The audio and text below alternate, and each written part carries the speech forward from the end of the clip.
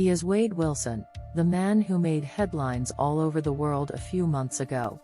The man who didn't bat an eye at the jury's recommendation regarding his death sentence. We, the jury, find by a vote of 10-2 that Wade Wilson should be sentenced to death. Dated this 25th day of June 2024 in Lee County, Florida, 4-person, 234. Good morning and welcome back to Crimeland. Today, I finally want to tell you the story of Wade Wilson. He shares the same name as Deadpool, but has little to do with him. Despite there not being an official conviction yet, I decided to make a video about him anyway. This is a very recent case, as I mentioned, the trial is still ongoing. Wade Wilson was born in 1994 in Florida to two very young parents. His father's name is Stephen Testaseca, and at the time of Wade's birth, he is only 15 years old, while his mother is only 14 and, according to what I've managed to find, suffers from mental health issues. Unfortunately, the girl's name isn't found because even during the trial, when Stephen mentions her name, it is censored. However, the two teenagers, aware of their unpreparedness to raise a child, decide to put Wade up for adoption immediately to a couple named Steve and Candy Wilson, who were not strangers, but old friends of Wade's maternal grandparents. The couple already had two daughters, Wendy and Whitney, and from what we know, the Wilsons never failed Wade in anything.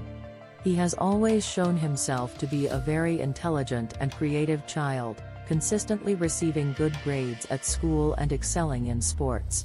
However, during adolescence, his behavior began to change slowly. He started using drugs, including occasional cocaine and fentanyl, which led to a worsening of his performance at school and increasing distance from his family. Episodes of aggression also increased, with Wade experiencing constant mood swings, going from calm and composed to erupting in anger without reason.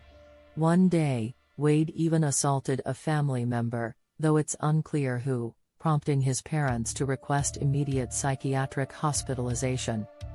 In the mental health center, Wade meets various psychologists and psychiatrists, who diagnose him with several disorders, including bipolar personality disorder and schizophrenia. He is, of course, prescribed medication to manage his disorders, but he never takes it consistently. At 18, Wade decides to contact his biological parents, and for the first time, he meets his real father, but they don't seem to develop a close relationship. Wade only calls him to ask for money, leading to them meeting less and less often. He continues with his criminal lifestyle until the day we are discussing today. We virtually know nothing else about his past, so we must jump directly to 2019, the year in which the events took place. Everything happened in Cape Coral, Florida. At the time of the events, Wade lived there and was 25 years old in 2019. He also had a girlfriend named Melissa Montañez, whom he met 6 months earlier through friends. On October 6 of that year, Wade and his girlfriend decide to go out together to a local bar. Once they arrive, however, the two have a rather heated argument over something trivial. Essentially, Wade wants to change bars, while Melissa insists on staying there. Since she was driving, Wade, under the pretense of retrieving something he forgot in the car, asks Melissa for the car keys and steps outside the bar. After a good 10 minutes without seeing him return, Melissa decides to exit the bar and notices that both her car and Wade have disappeared. He has left her there alone without her car. Melissa decides to contact her best friend Amy and, in tears, asks her to come pick her up because Wade has abandoned her there at the bar, leaving her stranded and effectively stealing her car. Wade, in the meantime, went to pick up his friend Jason Shepard, with whom he decided to go to a venue called Buddha Live, located in Fort Myers. The plan was simply to enjoy some live music and have fun. As you know, Wade was a big cocaine user, and that night he decided to use it with Jason, who had some with him. They spend the evening at the venue, having fun and dancing without a care for poor Melissa. After some time, Wade and Jason meet two girls, Christine Melton, 35, and her friend Stephanie Sailors. Wade immediately develops a crush on Christine and introduces himself with a fake name, claiming to be named Junior. The four end up spending the entire night together dancing and having fun. When closing time arrives, they all decide to continue the party at Jason's house. There, Wade and Christine continue to flirt, and ultimately they decide to go to her place for more intimacy. The next day, October 7th, Wade leaves Christine's house and goes away after the night they shared. Once he finds himself alone, he begins to call his girlfriend Melissa very insistently. After a night of alcohol and drugs, clearly agitated, he floods her with calls and messages demanding to see her immediately because he is very angry with her. What strikes Melissa as particularly strange is that the calls were not coming from Wade's cell phone but from an unknown number. However, at that moment, she was at work, specifically at a wellness center called Mila Spa, where she worked as a receptionist. She tells Wade to meet her there because she cannot leave, but mainly because she has started to feel afraid of him and prefers to meet in a public place. Melissa was very much aware of Wade's violent past and his issues related to drug abuse, and given his nervous tone, she opted not to be alone with him in a private setting. When Wade arrives at the wellness center's parking lot, Melissa immediately notices that he is driving a car that isn't hers. He is behind the wheel of a black Nissan Versa. Melissa approaches the driver's side of the car to speak with Wade, who lowers the window, but before she can ask anything, she nervously demands to know where her car is and where he disappeared the day before when he left her alone at the bar. Wade, visibly angry, does not respond to any of her questions and insistently repeats that she should immediately get into the car. Seeing him so agitated, Melissa flatly refuses, as she was at work, afraid of him, and could not leave without a valid reason. Wade continues to insist, urging her to get into the car. After multiple refusals, he gets out of the vehicle, grabs Melissa by the arm, and tries to force her into the car physically and aggressively. He then yanks her hair and dress, continuing to try to get her inside. In all this, Wade did not engage the handbrake, causing the car to roll slowly forward as he lost his balance. Wade, propelled by the vehicle and falling, lands all his weight on Melissa, causing her to fall to the ground. At that point, he is furious. He kneels down and begins to hit Melissa in the face with slaps and punches, wraps his hands around her neck, and pulls her hair. She desperately tries to calm him down and communicate with him, but she would later declare that Wade's eyes were completely empty and that he seemed unaware of how much rage he was directing at her. Somehow, she manages to drag herself to the staircase leading to the wellness center. Once she reaches the stairs, she clings to them in a desperate attempt to get someone to come out and help her, but no one emerges. Yet, she finally and miraculously manages to break free and rushes up the stairs to reach the inside of the spa. A police patrol arrives a few minutes later, around 8:50 a.m., after several 911 calls were received reporting that a man was assaulting a woman in a parking lot. Apparently, several witnesses had seen the scene from a distance but no one intervened, no one had the courage to step in. However, the 911 calls would prove crucial. When the police arrive, unfortunately, Wade has already fled in the black Nissan. The on-duty officer, Timothy McCormick, approaches Melissa and asks her to accompany him to the police station to provide her statement and detail the assault that just occurred. In the meantime, an arrest warrant for assault against Wade is immediately issued. During the interview at the station, Melissa is scared, and her face is swollen from the blows she just received, yet she begins to speak. She tells the officer that she and Wade had only been together for 6 months and had also lived together for a few months until Wade was arrested for theft and had to serve 3 months in prison.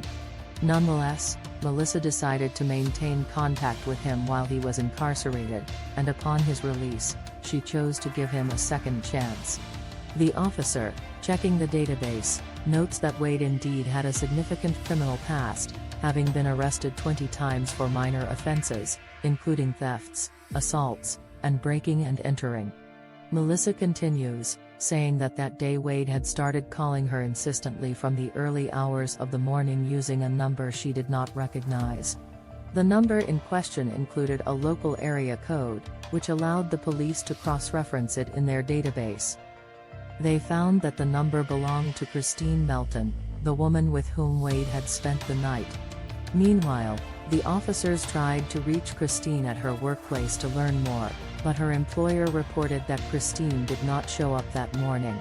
Consequently, Officer McCormick decides to send a patrol to the woman's house. While Timothy and Melissa are still at the station, an officer enters the room telling Timothy that a police officer on duty has spotted the vehicle they were searching for, the black Nissan. The car was at the parking lot of a restaurant called Joe's Crab Shack, and inside the vehicle was indeed Wade Wilson. Timothy encourages the on-duty officer to approach Wade to ask him some questions and to stall for time while waiting for backup to arrive. This entire scene is captured on the patrol officer's body camera, so let me briefly summarize what happened at that moment. The officer approaches the car and sees Wade driving, bare-chested and visibly agitated. He asks Wade what he's doing there, and Wade calmly replies that he is just waiting for his girlfriend. At that point, the officer instructs him to step out of the vehicle because he needs to ask him a few questions while waiting for a colleague to arrive, but Wade doesn't seem to listen. Nervously, he keeps repeating that he doesn't know what's happening and doesn't understand why he should have to exit the car. Then he asks the officer if he's under arrest, to which the officer calmly explains that he was sent there to detain him, but he is not under arrest at that moment. The officer again tells him to get out of the vehicle, but Wade appears unwilling to comply. After a moment, he rolls up the window and starts the engine. At that moment, we can hear through the body camera the officer notifying Timothy that he needs backup, while Wade drives off in the car. The police actively pursue Wade, who, once out of the parking lot, easily evades the officer who attempted to detain him, speeding off in the Nissan towards a company on Hancock Bridge, which is about 20 minutes from the parking lot where he had just been. In that moment, Wade is desperately seeking help and someone to hide him, and he heads to the company because he knows the owner, a man named Joshua. Wade approaches Joshua and asks him to lend him some money to buy a bus ticket to get out of town. He tells him he doesn't have time to waste because they are looking for him. Joshua asks him to calm down and explain what happened, but Wade, in a total state of agitation, tells him that he has done terrible things and needs to leave immediately. At that moment, Joshua reassures him, saying he would help him and adds to wait there while he goes to his office to get some cash for the bus. However, Joshua quickly realizes that something is wrong and has no intention of actually lending him money to escape. Instead, he decides to call 911. In the call, Joshua informs the operator that there is an unstable and agitated man who says he has done something very bad. The operator asks for the name of the individual, and he responds that it is Wade Wilson. He then mentions that the car Wade was in was definitely stolen and that he would likely try to flee again if a patrol didn't arrive quickly. With a swift search, the operator alerts the Cape Coral police, who see that there was already an arrest warrant out for Wade from the Fort Myers police regarding the assault on Melissa, leading to an expanded search perimeter with more patrols looking for him. When Joshua ends the call and exits the office, he notices that Wade is gone, along with the black Nissan. However, during the searches, another urgent situation is reported to the Cape Coral police. That same morning, a 43-year-old woman named Diane Ruiz went missing. She was the mother of two sons, Brandon Queller, 29, and Zane Romero, 19. That morning, Diane was supposed to go to work at a bar called Moose Lodge, which is only a couple of kilometers from her home, but she never arrived for her shift. Her disappearance was reported around 4 p.m. after her bag was found abandoned on a street near her workplace. According to some witnesses, shortly after she left home for work, a black Nissan had been spotted on the road leading to the Moose Lodge, the same Nissan that Wade was driving. That afternoon, while the entire police department was searching for him, Wade decided to take refuge in a house. Fortunately, the homeowners were not there, having left that very morning for a vacation. Feeling safe at last, Wade decided to drink some beer from the fridge and snack while considering what his next move would be. Unfortunately for him, he made a choice that would quickly lead to his capture. He decided to make a phone call from the landline in that house to his biological father, Stephen Testaseca. During the call, Wade asks Stephen to call him an Uber because he has done something horrible and the police are looking for him. Stephen tries to get Wade to tell him his exact location, but Wade seems reluctant and hangs up. A few minutes later, Wade calls back, agitated, repeating that he has done something irreparable and urgently needs an Uber. Somehow, by that point, Stephen manages to get Wade's exact location and agrees to send him an Uber. However, instead of sending a taxi or an Uber, he decides to contact 911 and send 2 patrols to the house. The Cape Coral police, who had already been searching for him since that morning, arrive at the house where Wade is located just a few minutes later. Several officers surround the property. The sergeant exits one of the vehicles and uses a megaphone to demand that Wade come out of the house with his hands up. Initially, Wade seems unwilling to come out, but ultimately he decides to surrender to the authorities.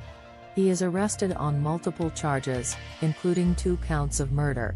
Now, finally, I will reveal the full story and explain why Wade Wilson embarked on a desperate run to evade the police that day. As the entire police department was searching for Wade, Inspector Timothy, as you may recall, while at the station with Melissa, had requested a patrol to be sent to Christine Melton's house because the numerous calls Melissa received that morning were coming from her cell phone. The inspector reasoned that Christine might be with Wade.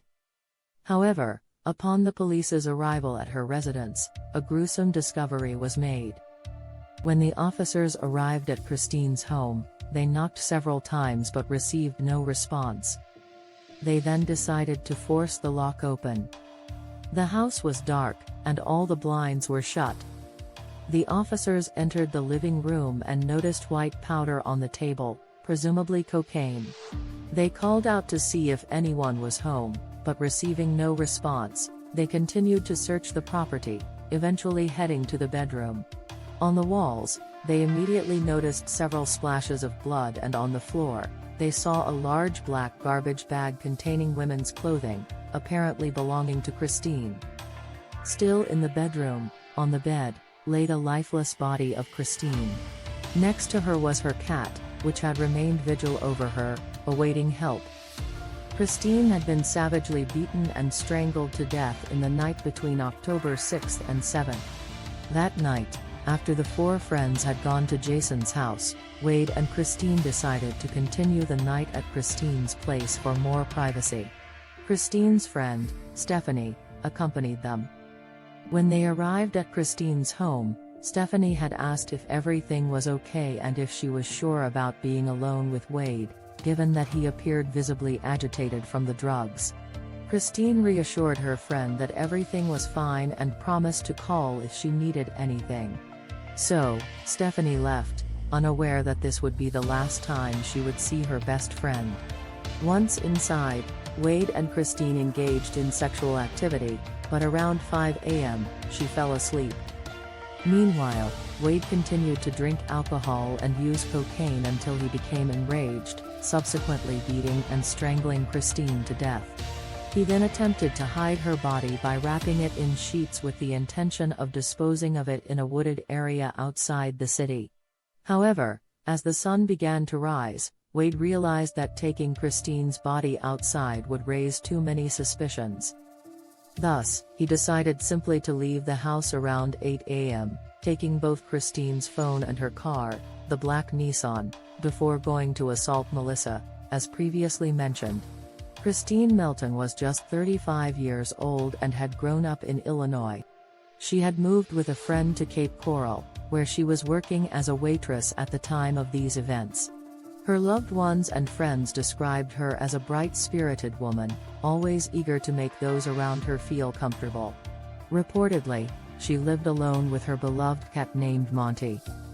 Unfortunately, during the time between her escape from Wade's home and the subsequent arrest, Wade would claim a second victim.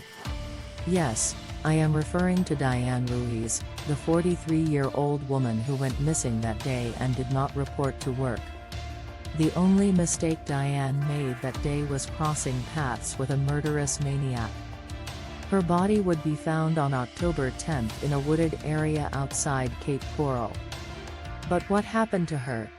According to reports, Diane left home around 9:50 a.m. after saying goodbye to her children and husband, and she walked to work as she did every day. While walking along the road, Wade, in the black Nissan, noticed her and asked her for directions to a nearby school. Diane, always willing and ready to help, began giving him the necessary information, and somehow, Wade managed to lure her into his vehicle. After a few minutes, however, Diane realized that the young man appeared visibly under the influence of substances, and not feeling safe, she repeated the directions he needed and attempted to get out of the car, unfortunately without success because Wade had locked all the doors.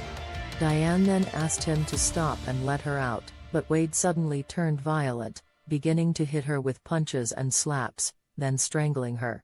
After assaulting her, he pushed her out of the car and ran over her repeatedly, completely crushing her body.